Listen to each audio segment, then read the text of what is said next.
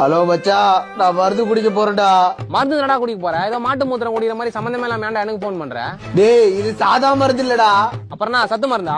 நான் தான் சொன்னேன்ல நைட்டு ஃபுல்லா படம் பாக்காதடா உடம்பு போயிடுன்னு. இப்ப பாரு சத்து மருந்து குடிக்கிற நிலைமைக்கு வந்துக்கிறேன். டேய், இது சத்து மருந்து இல்லடா.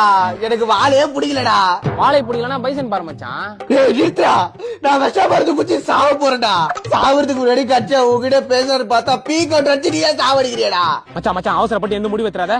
யூடியூப் இன்ஸ்டால வீடியோ பார்த்து டைவர்ட் ஆகாத. நான் சொல்றது கேளு, பக்கா மைண்ட் செட்ல இருக்கிற. நான் போனை கட் பண்ணனே பட்டுனு செத்துறே நான் வைக்கிறேன்.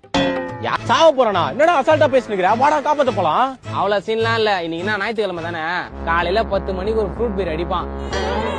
நைட்டு 10 மணி வரைக்கும் போனை போட்டு சாவ போறேன்னு எல்லாருக்காவையும் அரைப்பான். ஃப்ரூட் பீர் வச்சா போதே ஆகுமாடா அப்படின்னு அவன் நம்புறான். இல்லடா, எனக்கு ஏதோ சரிப்பட்டு வரலடா. இதே மாதிரிதான் ஏதோ சரிப்பட்டு வரலன்னு போன வாரம் என் ஃப்ரெண்ட் என்னன்னு போய் பார்க்கலான்னு போய்க்கிறான். போற வழியில அவன் ஆக்சிடென்ட் ஆகி கால் உடஞ்சி வீட்டுல பாத்துக்கிறான். அவன 4 பேர் பாத்துக்கிற மாதிரி ஆயிடுச்சு. ஆனா அவன் சாகாம சேஃப்டியா தான் கேக்குறான். கொஞ்சம் விட்டு தான் இவன் செத்துருப்பான். என்னடா சொல்ற?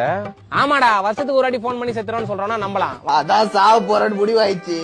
கடைசியா உன் கையால சைடிஸ் மட்டும் வாங்கிட்டு வந்து கூட. டேய், ஃப்ரூட் பீருக்கே சைடிஸ் கேக்குதா உனக்கு? வந்து நான் நிஜமாலே சாவச்சிரும் உன்னை. ஐயோ, எல்லாம் ரெண்டு ரெண்டா தெரியுது.